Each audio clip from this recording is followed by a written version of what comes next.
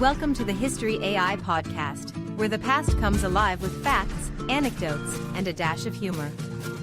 Here are your hosts, Chuck and Marco. Welcome, history enthusiasts, to another episode of the History AI podcast. I'm Chuck. And I'm Marco. Hope you're all having a fantastic day wherever you're tuning in from. Chuck, who's our fascinating figure from the annals of history today? I'm Marco. Today we'll be diving deep into the life of Esther De Berdt Reed, a remarkable woman who played a pivotal role during the American Revolution. Ah. A revolution, hidden figures, and some good old banter. Count me in. Oh, absolutely. But before we embark on this journey, a quick word from our sponsor. Wave goodbye to sugar-loaded boosts and say hello to Strike Force Energy. The energy drink additive revolutionizing how you power up, all without a single calorie or sugar. Just a squeeze, and you're set for action. Ready to make the switch? Visit strikeforceenergy.com. And for our listeners, spark your savings with an exclusive 20% discount. Just use code UTSALAX24 at checkout. Remember, UTSALAX24. Strike Force Energy, elevate every sip.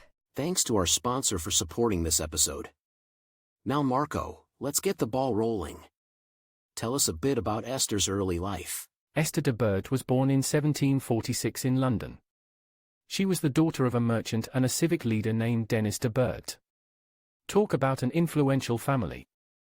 But despite this privileged background, Esther grew up with a strong sense of empathy and justice. You know, it's always fascinating to see how early life shapes our future. Speaking of which, wasn't she quite the literary talent? Oh, absolutely. Esther was a voracious reader and had a flair for writing. It was said that she could debate as good as any man in the 18th century, which, let's face it, back then, was saying a lot. Oh, no doubt. Imagine her with a Twitter account today. She'd be unstoppable.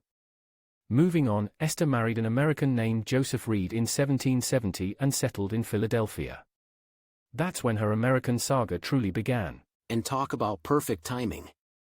The 1770s, America, revolution in the air. Must have been quite an experience. Absolutely.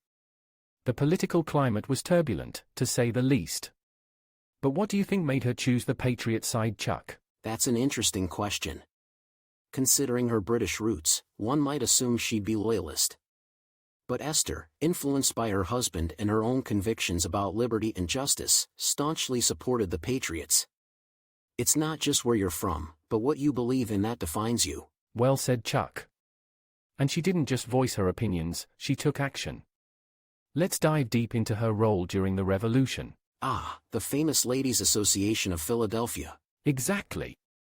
With the war raging, Esther recognized the need to support the Continental Army. She formed the association, rallying women to raise funds for the soldiers. They went door to door, collecting a whopping $300,000. I mean, adjusting for inflation, that's, well, let's just say it's a lot. Indeed. And it wasn't just about money. It was about morale. Soldiers knew that back home, strong women like Esther were supporting their cause. And let's not forget her Sentiments of an American Woman, a pamphlet she penned encouraging women to contribute to the cause. Move over, Thomas Paine. You're on fire today, Chuck. But after playing such an instrumental role during the Revolution, what happened next? Ah, post-revolution. Esther had her hands full, not just with her 6 children, but she continued to be a prominent figure in the newly formed nation. Sadly, she passed away relatively young, at just 33. Such a short life, but what an impact.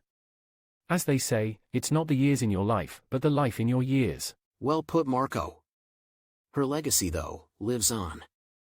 The Reed family remained influential in American politics and society, but more importantly, Esther became a symbol for countless women who believed that they too could influence the course of history. Absolutely. Esther De Berdt Reed's life is a testament to the fact that passion, conviction, and action can truly shape the world.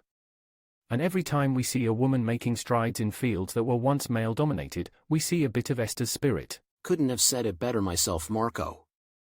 And as we wrap up today, let's remember to not just read about history, but to be inspired by it. Take a leaf out of Esther's book, or pamphlet should I say, and make a difference. Well, That's it for today's episode, folks. Thanks for joining us on the History AI podcast. I'm Marco. And I'm Chuck. Stay curious and keep exploring the wonderful tales of our past.